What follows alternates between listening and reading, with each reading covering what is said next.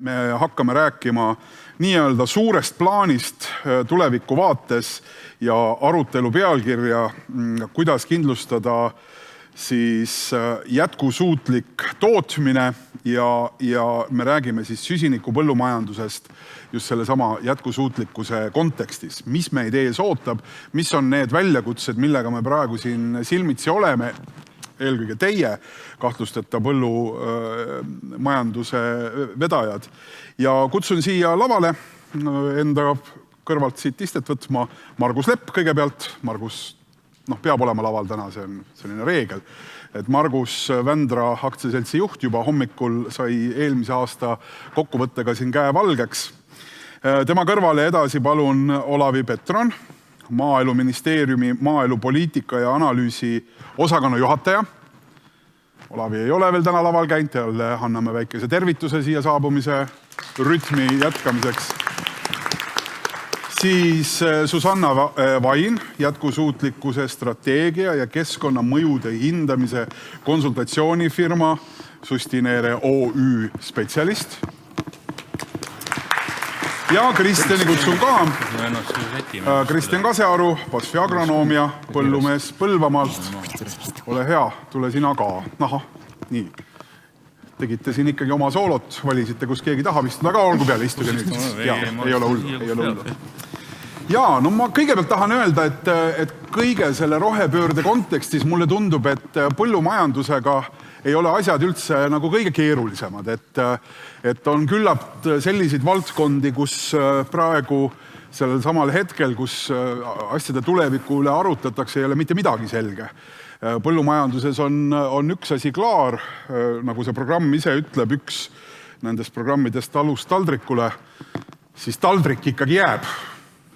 Et sööma jäädakse taldriku pealt, kus see taldrik on, seda veel ei tea keegi, aga et taldrik jääb, see on juba suur lohutus. Ei ole banaanileht või vineertahvel, eks ju see, vaid et jääb taldrik. Aga mulle tundub, et ülejäänud asjad on ikkagi täpselt sama segased, nii nagu teisteski valdkondades. Ja võib-olla me äkki, kui teile sobib, head osalejad, võib-olla alustame nagu mingist sellisest väikesest sellisest vaatenurgast ja peegeldusest selle osas, mis teie jaoks kogu selle teema juures on nii-öelda võtme tähtsusega. Kui me lähtume sellest pealkirjast, mida siin ekraanil küll ei ole, aga kohe saab see kindlasti ka sinna, kuidas kindlustada see jätkusuutlik tootmine ja kumb siis olulisem selle kontekstis on täna. Kas süsiniku põllumajandus või siis toidu tootmise selline jätkusuutlikkus. Ja selles on väike provokatsioon sees juba, et ma neid siin niimoodi vastandan. Eks ju. Ma ei tea, hakkame siis Susanna sinust pihta. Ja tere ka minu poolt, et mina siin laval olen esimest korda täna. Mis küsimus täpselt oligi, et mis on see võtmeprobleem, jah? Millele sinu tähelepanu koondub? Mis on see, mida me täna kas võib-olla ei tea piisavalt või mis ei ole selge, mis vajab lahendamist, mis selle vastanduse kontekstis tähtis on? Süsiniku põllumajandus, jätkusuutlik toidu tootmine. Ma võib-olla nagu oma selle töö vaatevinklist võib-olla isegi ei tooks nii väga seda vastandust sisse, sest et pigem tahaks just tuua seda motiivi, et nagu me üritame ikkagi mõlemad korraga saavutada ja võib-olla ma viskaks siia sellise mõtte õhku, et me oleme nagu oma keskkonna ja kliimamuutuste kontekstis ikkagi sealmaal, et nagu nende mõjudega tuleb tegeleda, ehk siis nagu natukene ka selline paratamatu olukord, et kui nende mõjusid praegu nagu ei juhi nii sellisel suurel skaalal, et siis see alternatiiv, mis on tulemas, ega see ka ei ole nagu ei üheski sektoris, aga eriti ka mitte põllumajanduse sektoris nagu väga selline jätkusuutlikkust soosiv, et kui näiteks sellised ekstreemsed ilmaolud hakkavad sagenema, et sellised erakordselt pikad põuased suved, kuumalained, eks ole, et nagu ma arvan, et siin kõik põllumehed siin saalis nagu ka nõustuvad, et ka sellises kontekstis see ei ole, et see ei ole ka nagu selline väga mingi kasumlik ja jätkusuutlik tootmine, eks ole,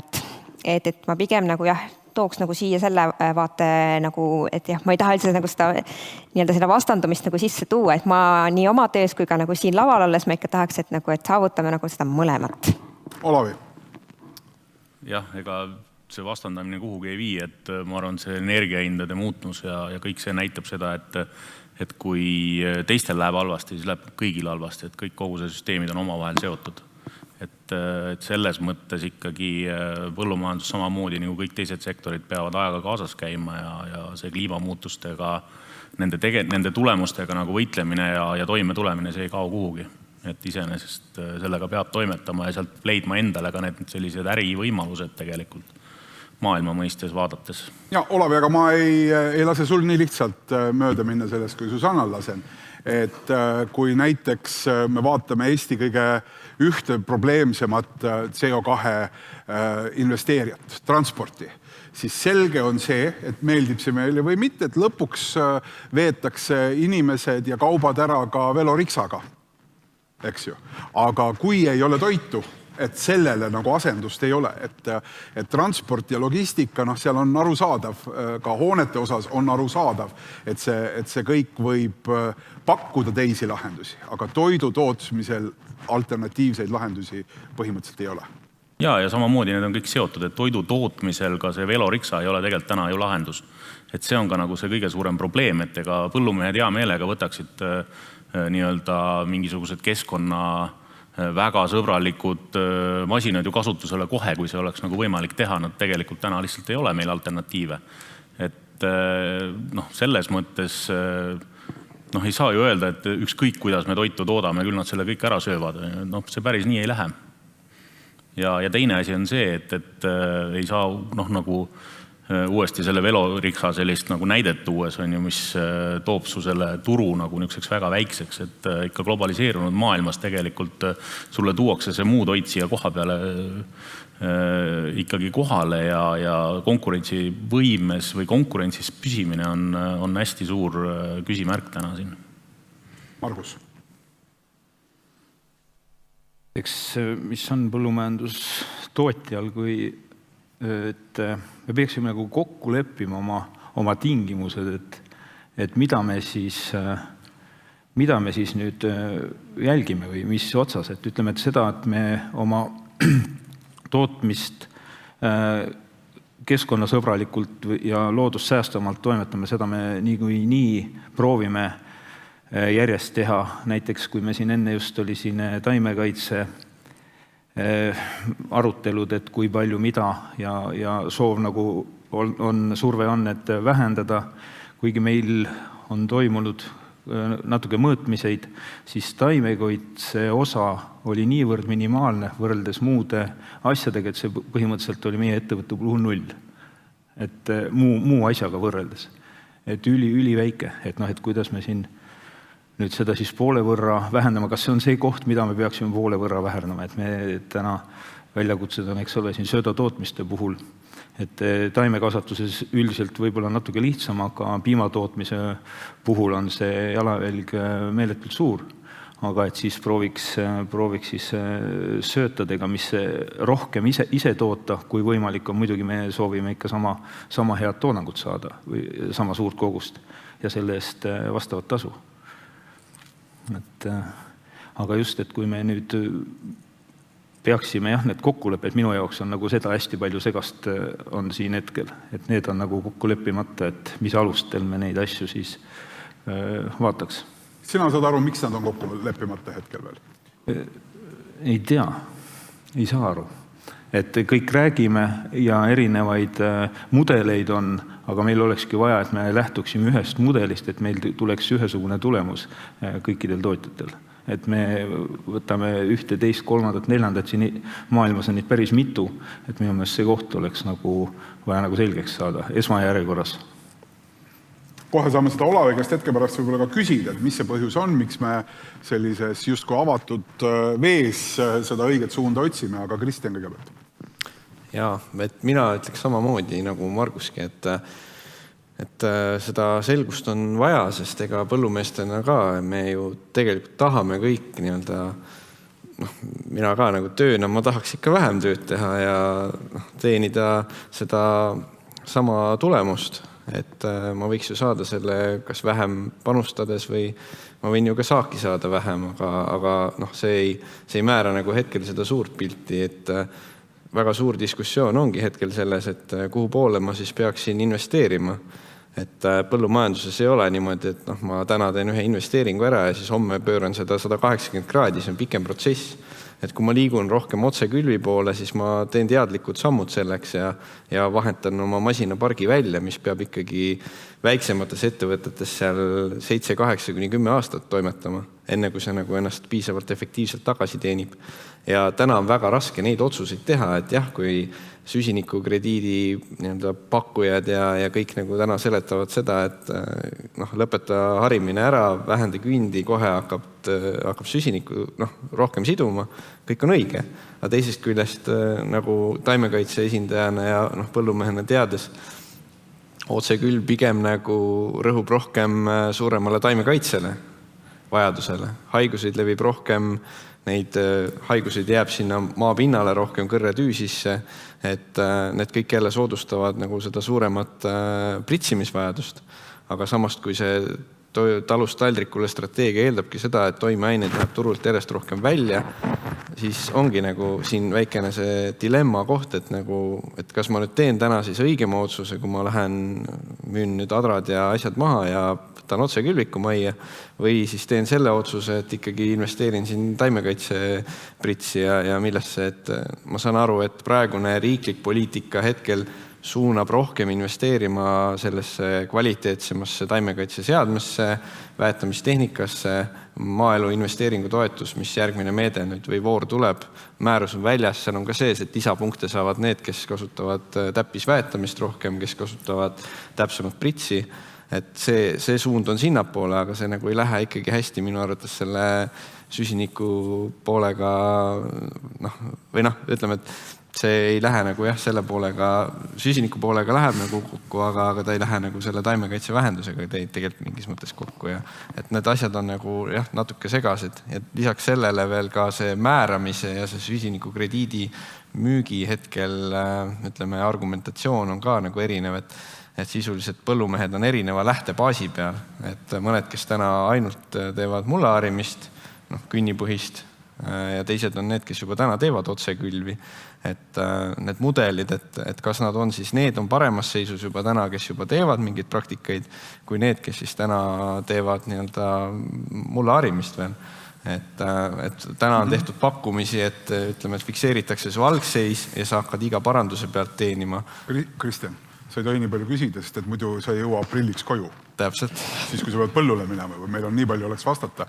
Aga Olavi, hakkame ikkagi minema, et miks me oleme juba teinud peaaegu 2 aastat, on see talust taldrikule olnud nagu siht.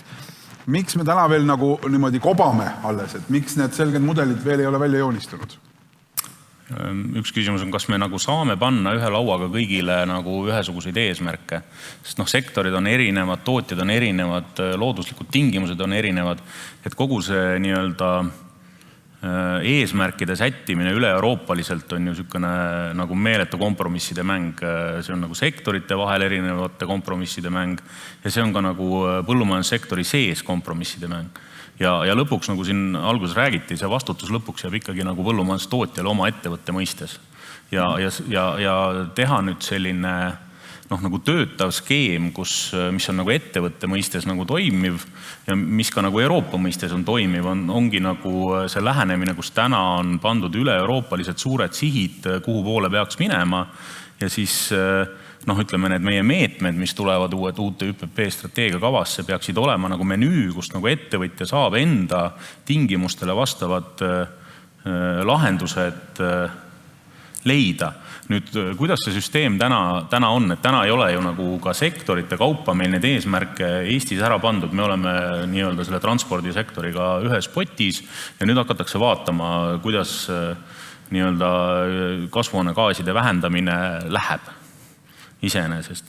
Et ma täna üritasin ka selgeks teha, et mis siis juhtub, kui me nagu ei ole, ütleme, mingi 2 või 3 aasta pärast nii-öelda liikumas õiges suunas näiteks. Et mis tasandil siis peab tegema näiteks otsuse riigi tasandil, et mis me teeme, kuidas me siis nagu vähendame, et ma ei tea, käsime, et kõik peavad panema 20% oma maast näiteks sööti, eks ole.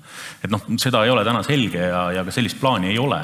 Et iseenesest täna lootus ongi selles, et tootjad ise vaatavad, kuidas nad kuidas nad saavad majandada selliselt, et me lähme sinna selle õiges suunas. Aga Olavi, miks seda plaani ei ole? Sest et niikaua, kuni kõigil jääb selline leiutamise kohustus, siis on selline, ütleme, ma ei tea, kalju-serva mäng, eks ju, et kui seda protsessi keegi ei juhi, siis lõpuks võidakse olla üle serva. Ma võtan siit Slidost tulnud küsimustest Andrese küsimuse, et kas põhjus on selles, et me läheme toidutootmisega samas mustris nagu elektritootmisega, paremad tehnoloogiad hetkel lihtsalt pole, ehk paremaid tehnoloogiaid, selgeid, üheselt soovitatavaid tehnoloogiaid me ei julge soovitada, aga vähendame nagu mõlemast otsast ja seetõttu tulebki puudus. On nüüd Andrese küsimus natukene sellesse kontekstis edastatud. No, jah, küsimus, milles siis nagu puudus, et kust otsas see, kas meil on... Tulemusest lõpuks, et me ei suuda enam toota, ei suuda toita. Ja nii nagu siin teine ütleb Meelis, et talust taldrikule strateegia peaks ümber nimetama Aasia talust Euroopa taldrikule, et teised tootjad tulevad lihtsalt oma odavamate toodetega ja võtavad turu. No Aasiast võib-olla mitte. See ei lohuta väga, et tulevad Poolast võib-olla või sõja edukalt seljatavast Ukrainast. Aga tegelikult see on see sama vastus, et me nagu, kui me ülevalt paneme mingisuguse eesmärgi, ütleme, et nii, kõik nüüd nagu robaki siit maalt lõikavad ära, eks ole, siis tegelikult on tootjad kõik sundviskes ja mõni kaotab rohkem, teine vähem. Tegelikult on tootja ise kõige targem, ta teab, kuidas tema oma olukorras saab seda teha. Et see niisugune lootus tootja mõistes, et ma arvan, et siin saalis ei ole sellised inimesed, kes mõtlevad, et aga ma ei tee, et las teised teevad rohkem, et äkki siis ma ei pea siis üldse midagi tegema. Ma arvan, et see nagu nägemus hakkab nagu ära kaduma. Ja põhimõtteliselt kõik ikkagi peavad oma ettevõtet vaatama, kuidas nad nagu seda teevad. Ja mingi paindlikkus sinna süsteemi peab jääma, et see paindlikkus tegelikult annab ka meile sellise pikaajalise jätkusuutlikkuse ja annab meile nagu võimaluse konkurentsis püsida sellistel tingimustel, nagu meile sobivad. Et kui me praegu ise nagu teeme konkurentsi mõistes nagu väga julmad lõiked nagu Eestis ära, siis tegelikult ma arvan, konkurentsi mõistes me kaotame. Margus, miks sa seda paindlikkust kasutada ei taha? Võiksin nii öelda, et meie grupi ettevõtted võtsime paar aastat tagasi ette ja me mõõtsime oma hetke olukorra ära. Et koostöös Sustineerega, et leida selline koht, kus me täna asume. Et meil on nüüd 2 hooaega on kokku võetud, et ega ma muidu poleks seda taimekaitse osa nagu osanud üldse arvatagi. Et kaardistasime ära kogu oma tootmise, oma põldude, isegi ka mulla lõimiste, kõikidega, see on päris palju andmeid, siis mulla harimisvõtete, piimatootmise, kõik täiesti on seal olemas. Ainuke asi, mida seal ei olnud, oli taimede sidumine, mis nagu meid nagu tegelikult ka huvitab, et me saime teada, palju meil on, eks oli siis teravilja tootmise jalajälg, palju meil on piimatootmise jalajälg. Aga nüüd on see koht, mis on meil hetkel lahti, millest me ei tea väga palju, on eks ole taimede sidumise osa. Üks asi on metsad, aga see sama, mis me need operatsioonid siin põllul teeme, eks ole, see sama teravilja kasvatamine, rohumaad, et see osa on nagu meil hetkel, sellest me ei tea kuigi palju. Et nüüd ongi see koht, et nii, me oma seisu teame, eks meil oli ka mingid mõtted, et aga täna selle pealt nagu, et meil on selline number võrreldes Euroopaga parem teiste tootjatega, aga täna me ei saa seda nagu piimapaki peale panna, et me saaksime suuremat ja kõrgemat piimahinda. Et eks meil need lootused ikka on, et me sellepärast kiirustasime selle kõigega. Aga kas see nüüd nii läheb, aga vähemalt me teeme oma seisu hetkel. Enne kui ma Susannalt küsin, milline see üldine pilt on, aga Olav, kuidas sellises olukorras siis tehakse? Kas nendele tuleb omakorda see mõõdik peale, et kuhu see referentsaasta pannakse? Et kui Margus on juba pingutanud, tema süsteem juba töötab sellisena, on ilmselge, et see on erinev seis võrreldes kellegiga, kelle näitajad arvutuste tõttu on palju kehvemas. Või arvutuste kaudu selgub, on palju kehvemas seisus. Täna ei ole ettevõtte põhist sellist mõõdikut, et me ütleme osadele ettevõtetele, et sa oled juba pingutanud, sina oled okei, Margus peab kusagilt veel välja pildistama ikkagi need protsendid? ma arvan, et see peaks olema nagu ettevõtte põhiselt teha nii palju kui nagu võimalik. Kui on võimalik midagi teha, siis peaks tegema, jah. Susanne?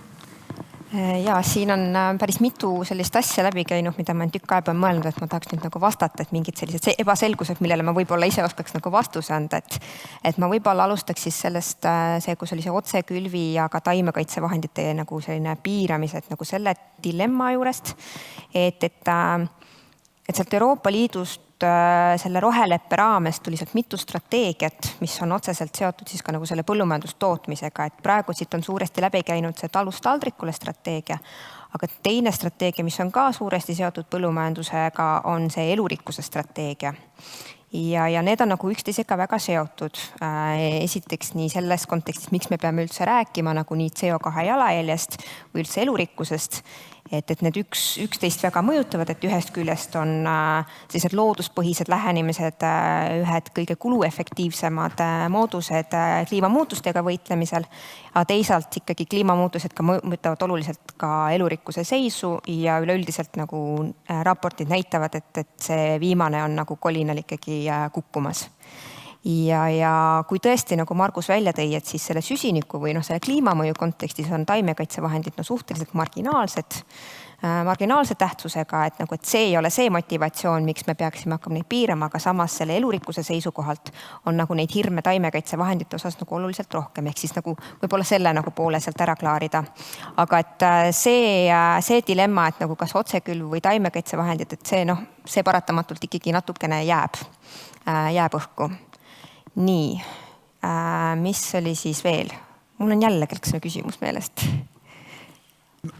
Praegu oli jutt selles, et kuhu peaks panema selle piiri. Ettevõtete vastutustundlikkuse ajalugu on erinev, eks ju. Ja kui on ettevõtted, kes juba on, ütleme, et absoluutse Euroopa tipu lähedal, siis nende käest nõuda seda sama, mis tagapool tulijate käest on ebaõiglane. Ja ongi ebaõiglane, või selles mõttes ongi, aga see hirm on väga õhus. Sa ütlesid, et see ongi ebaõiglane? Või sa proovisid sellest üle hüpata praegu? Ei, ma mõtlen nagu selles mõttes see, ma räägin sellest nagu probleemi ära siis, et meie oleme vestluses olnud põllumajandusettevõtetega, kes praegusel hetkel ei julge hakata oma jalajälje vähendamisega tegelema, sellepärast, et neil on hirm, et varsti tuleb neil kohustus vähendada oma jalgi 50% näiteks. Ja siis nad arvavad, et kui nad on praegu, teevad juba tublid, edukad sammud ära, et neil pärast ei ole nagu enam nagu selles mõttes mingis sellises nagu kasumliku tootmise kontekstis nagu võimalik enam midagi teha. Et nagu selles mõttes ikkagi nagu tunnustada nagu neid, kes praegu või kes on juba teinud mingid head asjad ära, et mitte panna neile veel juurde nagu mingisuguseid lisakohustusi hiljem lihtsalt sellepärast, et 50% peab näiteks kehtima kõigil, et see nii-öelda baasaasta valimine, et millega võrdluses me vaatame seda, et see peaks nagu kuidagi selgemalt olema, sest et tegutseda on vaja täna. Olavi. Ja võib-olla tooks siia juurde veel nagu selle, et ei ole nagu ilmselt mõistlik rääkida nagu mingitest protsentuaalsetest numbritest ettevõtte tasandil, vaid ettevõtte tasandil on mõtet rääkida nagu praktikatest, kuidas midagi tehakse. Et me peaksime suutma öelda, et selline praktika nagu aitab sellele kaasa, selline praktika aitab sellele kaasa ja me ei saa nagu öelda, et nii ei tohi teha. Või me mõnes mõttes nagu ilmselt saaksime öelda, me näiteks, et see talust taldrikule jah ei ole nagu ainult selles mõttes nagu põllumajanduse keskne ja põlluharimise keskne, vaid seal on ka ju loomakasvatus, loomade heaolu, kõik sellised teemad, eks ole, et neid peab ka arvestama ja seal me ütleme ka, milline praktika on hea ja milline siis nii hea ei ole, mida saaks nagu asendada ja siis see ettevõtja saab ise valida, millise kombinatsiooni ta seda teeb, sest siin juurde tuleb veel selline mitte psühholoogiline, vaid kuidas selline tunnetuslik küsimus sellest toidu tootmisest ja energia tootmisest ja CO2 nagu säästmisest, eks ole, et ta on selles mõttes ka filosoofiline küsimus pigem, et mida me toodame, kas me toodame toitu ja kui palju ja millest me kokku hoiame.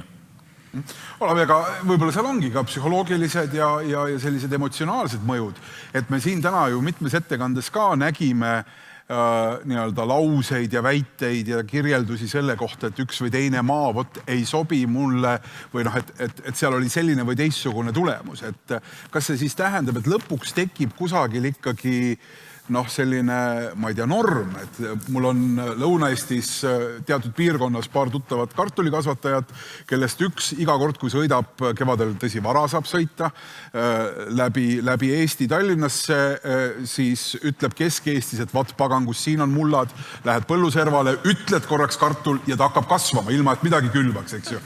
Mina pean seal toppima maasse ja teist asja juurde ja kolmandateks, mis ongi lõpuks selle bilansi negatiivseks viimine. Kas siis tuleb lõpuks ministeeriumist ametnik, kes paneb vaia maatüki otsa ja ütleb, vaat siin kartulit ei kasvata, sest muidu me bilanssi positiivseks ei saa? No vot siin nagu naljaga pooleks võiks öelda see viimane küsimus, mis siin oli, eks ole. Oleks mina vastanud, ma oleks pidanud ütlema, et mina ei külva. Sest ma olen ametnik, mul ei ole maad, eks ole. Et ma ei tahaks ka nagu kellegi öelda, kuidas ta peaks oma asju tegema, kui see inimene ikkagi seal Võrus nagu leiab, et kartulikasvatus on see, mida ta tahab teha ja mis tasub talle teha, ta leiab sellele ka ostja, siis tegelikult peaks ta saama seda teha. Sest konkurents meil on palju laiem kui oma nagu Võru ja Järvamaa inimeste vahel, eks ole. Konkurents käib sellel turul ilmselt meil, ma ei tea, Valgevene, Ukraina ja selliste turgudega, kui seal kaubandus säilib. Kristjan?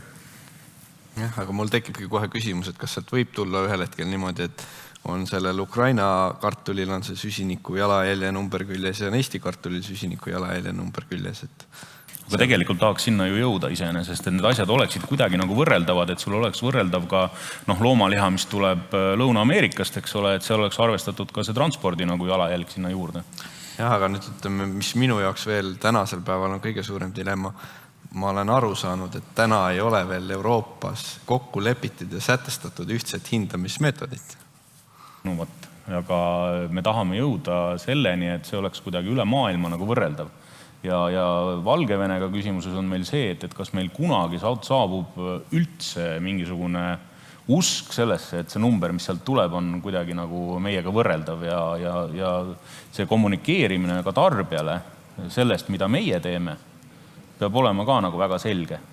Et selles mõttes see mõõtmine kui selline nende praktikate osas peab olema üheselt arusaadav, aga selliseid numbreid nagu kilogrammide kaupa CO2 numbreid kellegi eesmärkidena, meie vähemalt oma ministeeriumis leiame, et me ei peaks nagu neid panema kindlasti tootja tasemel ja meie ei saaks seda panna ka sektorite tasandil, vaid me peaksime ka nagu, ütleme nii, et need sektori, mis omavahel neid nii-öelda on võrreldavad, on ju, et meie siin transpordi ja põllumajandusega me peaks koos seda koormat kandma. Olavi veel hästi konkreetseid küsimusi, siin tuleb küsimuste nii-öelda lahteris ka. Andres on siin väga aktiivne. Meil on teravilja kasvatuseks sobivat maad maksimaalselt 450 000 hektarit, 10% Eesti pinnast. Miks me ökoloogilist mitmekesisust peaksime eelisarendama põldudel, nii nagu Euroopa kokkulepe ütleb, et me võtame vähemalt, eks ju, 10% oli see, et me võtame 10% välja põllumajandusest, maadest ja kasutame seda teisel eesmärgil, et kui me see on nüüd Euroopa tasandi eesmärk, eks ole. Euroopa tasandi eesmärk, aga kas see laieneb Eestile ka? Aga see on nagu see, et kus nagu me ei peaks vaatama Euroopa ülest nagu eesmärki Eesti-siseselt. Kuna me saame sealt alt välja, kuidas see praegu läbirääkimiste voor näitab, et kas me pääseme sellest, et meil on ju kindlasti riike, kus see protsent on selgelt suurem ja meie oma väikese nii-öelda põllumajandusliku pinnaga ei saagi võib-olla seda panust seal sellisena. Ma nüüd päris neid tagatubasid ei oska täna öelda, aga vähemalt Euroopa Liidu asjade komisjon kinnitas sellise läbirääkimiste positsiooni esmaspäeval, nii palju, kui ma olen lugenud. Kas seal on seal sees see? Põhimõtteliselt see, et peaks olema paindlikkus sektorite üleselt, eks ole. Susanne, kuidas sina suhtud sellesse? Kas peaks olema Eestis, ütleme niimoodi sõltumatu eksperdina selles olukorras, et kas see Eesti puhul on mõistlik see 10% põllumaast veel vähendada või mitte? Kuidas sulle tundub? Ma ei oska niimoodi, ma ikka nõustan nagu ettevõtete tasandil, mitte niimoodi riigi tasandil, et see on nagu väga raske on nagu seda vastust siin niimoodi anda, aga ma võib-olla nagu siis tooks sisse siia seda poolt, Et siin oligi, et miks peaks nagu ökoloogilist mitmekesisust kasvatama põllumajandusmaade arvelt, et tegelikult on ju ka põllumajanduses väga palju võita sellest ökoloogilisest mitmekesisusest, ökosüsteemi teenustest alates siis sellest, et on leostumise vähendamine, tolmeldamisteenused, kasulikud organismid põlluservades, et see võiks nagu see motivatsioon olla, et ikkagi ka põllumees lõpuks saab sellest kasu, sellepärast et praegusel on ikkagi need ühe põllulapi pindala on ikkagi kogu aeg on järjest kasvanud. Maastik on nagu selles mõttes vaesemaks jäänud, maastiku elemente eriti ei ole, kus saaks siis seda nii-öelda see mitmekesisus seal elada ja vahada. Sõna otseses mõttes põldudest ei saa ei üle ega ümber see väike putukas, eks ole. Et selle võrra on ka siis nagu vaesemaks jäänud see võimaluste pagas, kuidas siis saab nii-öelda looduskeskkond siis põllumehele endale ka natukene õlga alla panna ja nagu enda pakutavate nii-öelda teenustega siis nii-öelda kasulik olla. Kristjan? Mul on lihtsalt paar sükest mõtet või dilemmat, mis kogu aeg peas nagu vasardavad ka selles osas, et jällegi, millega ma vastu nagu olla põrkan, et mina näiteks kasutan kuivati kütusena hakepuitu. Mingis mõttes bioloogiliselt taastuv, lamapuit, väheväärtuslik, eks ju.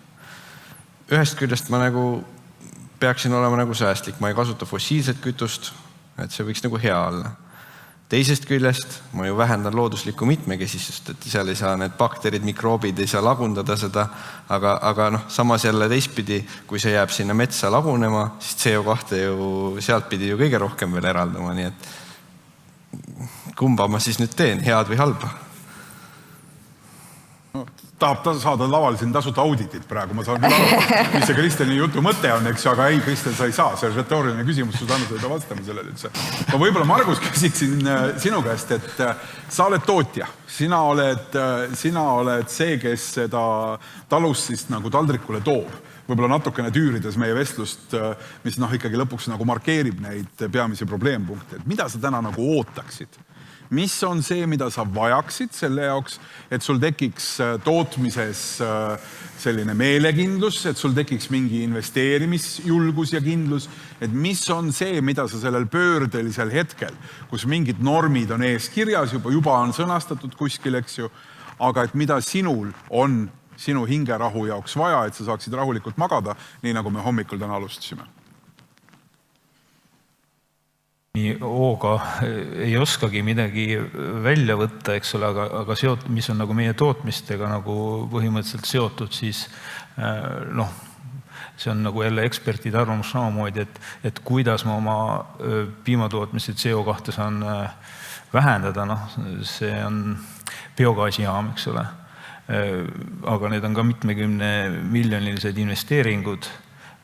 Hea küll, ma saaksin toota, eks ole, rohekütust, väga kallid nagu eesmärgid, et niisuguseid lihtsaid ja odavaid nagu ma ei näe piimatootmise puhul.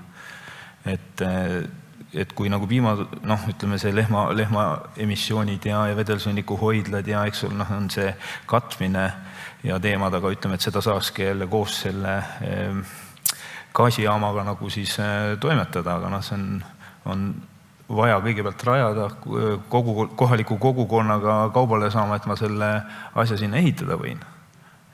Nii nagu siin, ütleme, tuuleparkidega on siin probleeme, eks ole. Aga et ma usun, et me asume küll heas kohas, aga me täna alustame neid planeeringute läbirääkimiseks näha ole, kuidas see tagasiside on, aga ma loodan, et see ei ole liiga suurt vastuseisu. Kristjan, sulle sama küsimus, et mida selle rohepöörde kontekstis oleks sinu jaoks rohkem vaja, et sul oleks põllumehena olemas selline asi nagu toimekindlus, et sa tead, et okei, ma saan toimetada ja ma ei pea kartma eelolevaid muutusi? Eks see natuke on laualt läbi käinud, aga võib-olla ongi, et natuke selgemad sõnumid Eesti poolelt just sellelt, et kumma me nagu siis kiirema, mõlemad on prioriteedid. Ökoloogiline mitmekesisus, süsiniku jalajälje vähendamine. Kumb on see prioriteet, millega me jookseme esimeses liinis, kumb on see prioriteet, millega me jookseme teises liinis. Ja sellest siis lähtuvalt saab teha vähemalt oma tootmissuuna investeeringuid ja leida need väljundid siis, kuidas seda kõike asja parandama hakata. Susanna, milles sa näed, kus kohas on need nii-öelda Eesti põllumajandustootjate kõige suuremad võimalused, mida võib-olla täna siin saalis ka tõenäoliselt potentsiaalselt, olles väga paljud ettevõtetega kohtunud, neid nõustanud, kus tõenäoliselt võiks olla kõige pikem samm nii süsiniku küsimustes kui ka näiteks siis selle sama liigirikkuse küsimustes? Eks see on jälle nii, tobe vastus, aga et sõltub, eks ole, aga et nagu üks, see on siis küsimus, mida teha, et siis konkreetselt, et mida üks tootja saab teha, et enda seisukorda parandada, eks ole, et number üks asi on ikkagi võib-olla vaadata üle natukene mingi ressursikasutuse efektiivsus, et kas on kusagilt midagi äkki liiga kuidagi raiskavat kasutamist või midagi sellist. Teine asi, mida saab nii mõlema, nii süsiniku jalajälje kui ka elurikkuse kontekstis teha, on ikkagi selles mõttes investeeringud sellisesse täppisviljelusse kindlasti, integreeritud taimekaitse, et nagu nii palju kui vaja, nii vähe kui võimalik. Ja siis muidugi siit on ka läbi käinud, et need on need esimesed sammud, mida võib-olla nagu natukene lihtsam on teha, kuigi ka seal on juba need investeeringutes ja komponent sees, aga siit laualt käis ka läbi, et edasi, et kui on tõesti konkreetne siht ikkagi väga väikeseks oma see jalajälg seada või suisa süsiniku neutraalsuseni jõuda, et siis tulevadki ka mõelda, et kuidas oma näiteks mingid soojusenergia seda komponenti hakata rohelisemaks tegema, et biogaasi võimalused ja muud sellised, aga see on juba tõesti nagu selline väga kallis ja väga kallis nagu lahendus. Aga võib-olla nagu sellise, ma ei tea, lifehacki ma võin küll siin nagu välja öelda, et kindlasti mida tasub nagu uurida, vaadata on, et kas saab kusagil nagu jääke utiliseerida, et ükskõik, et kas siis nagu oma mingist tootmisest nii-öelda uuele ringile viia või siis kusagilt väljaspoolt, et näiteks kondijahu või õlleraba kasutamine loomakasvatuses, et see süsiniku jalajälje hindamise mõttes, et on, kui on teise tootmise jääk, et siis see on nagu null, nagu tuleb sinu ettevõttesse sisse null jalajäljega, et üks selline võimalus näiteks, et ma ei tea, kas see nüüd nagu mingit 10% jalajälge vähendab, aga võib-olla nagu selline 2% jõuab ikka ja pluss nagu läheb vähem raisku rohkem. Pisikestes sammudes kõik asi algabki. Jaa, Kristjan. Näiteks minul olekski siit ettepanek, et aastaid tagasi jõuan jälle selle bioenergia juurde selles mõttes tagasi, et oli hakkepuit oli näiteks bioenergiana oli ka toetatav, siis mingitel hetkedel see võeti mingi Euroopa määruse tõttu välja sealt. Täna on sisuliselt see, et toetatakse kuivatite nii-öelda ehitamist gaasile, küll ka biogaasile, aga ka maagaasile. Täna teades maagaasi hindas ei ole eriti jätkusuutlik. Miks ei võiks olla jälle nende samade bioenergia põletiahjude toetamine kuivatikütusena hoopis, kus saab kasutada neid samu oma viljajääke, mis sisuliselt on ju tekkinud sealt põllu pealt null jalajäljega. Peaks olema nii CO2 suhtes parem kui ökoloogilises mõttes parem. Minu arust mõttekoht. Alo küsib siin ühe küsimuse, mille ma võib-olla siin selle lõpujutu, Olavi sinuga lõpujutu sissejuhatuseks küsin, et kas süsinikus tekib põllumehele samasugune äri nagu näiteks nisu, kartuli, piima või sealiha tootmine, et kas see põhimõtteliselt on ühel hetkel Marguse firma bilansis, kui ta on kõik viinud positiivseks ja suutnud võib-olla näiteks seda sama sõnnikut kasutada ka veel biogaasi tootmisel kuidagi, et ta võib olla täiesti keegi, kes saab süsiniku kvooti müüa Kristjanile, kes ei ole midagi seal Lõuna-Eestis teinud näiteks? Ma ei tea, aga ma olen kuulnud, et vist juba mingid tegevused seal toimuvad, et põhimõtteliselt küll, jah. Susan?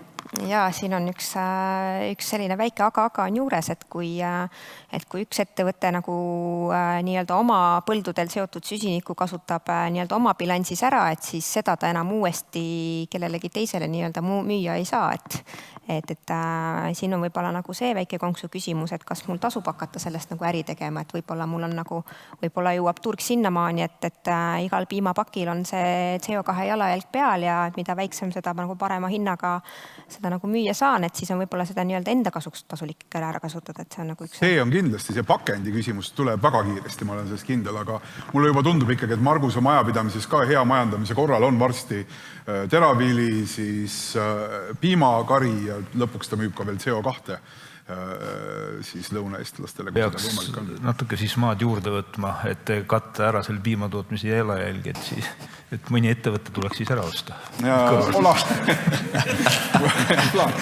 Olavi, no mis need lähiajal plaanid on? Kas see segadus, oleme ausad, kas see segadus jätkub? Jah, Euroopa Liidu asjade komisjon ütles, et nüüd nende teemadega võib minna Euroopasse. Sinna lähevad ju kõik praegu, kõik Euroopa Liidu liikmesriigid tulevad oma ettepanekutega. See tähendab selliseid saalitäisi nagu siin hakkab olema 20-30 kaupa, kus hakatakse siis kõiki neid asju läbi kaaluma ja neid paberid prinditakse selle jaoks välja ikkagi nagu tuhandete tihumeetrite kaupa, eks ju. See on täiesti selge. Aga mis lähiaastatel sisuliselt Eestis siis juhtub või toimub? Mida te plaanite lähiaastatel selle kontekstis päriselt teha, enne kui need läbirääkimised lõpuni jõuavad? Läbirääkimised on Brüsselis, eks ole, meie selles mõttes... Loodetavasti jõuad sa vahepeal kodus ka ikkagi olla, et ma saan aru.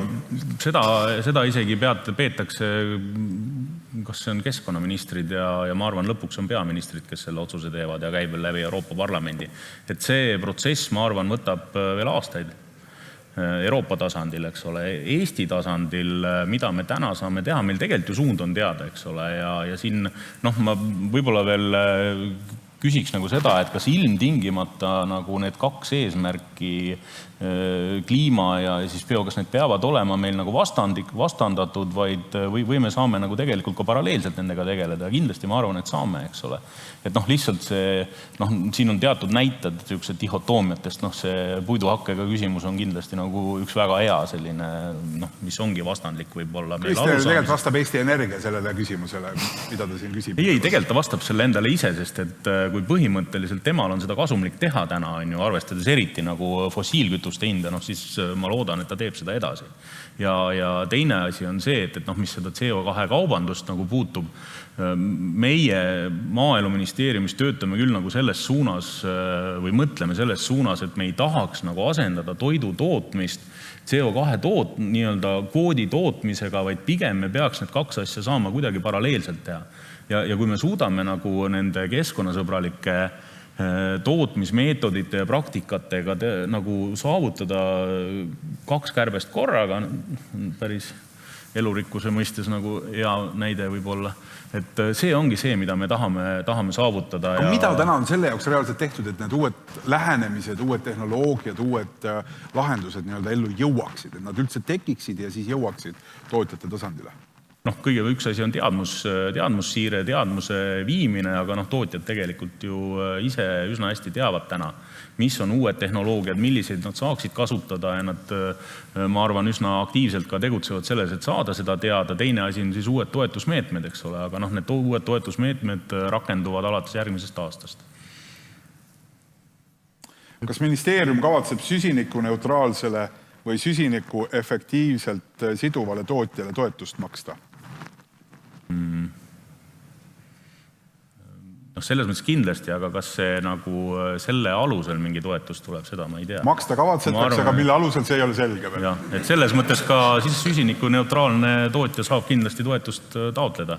Et see suund on ikkagi pigem nagu nende praktikate toetamiseks, et tehtaks neid asju, kas nad siis investeeringu mõistes nagu saaksid investeeringuid selleks, et sedasi teha või siis nagu keskkonnasõbraliku majandamise praktikaid rakendada.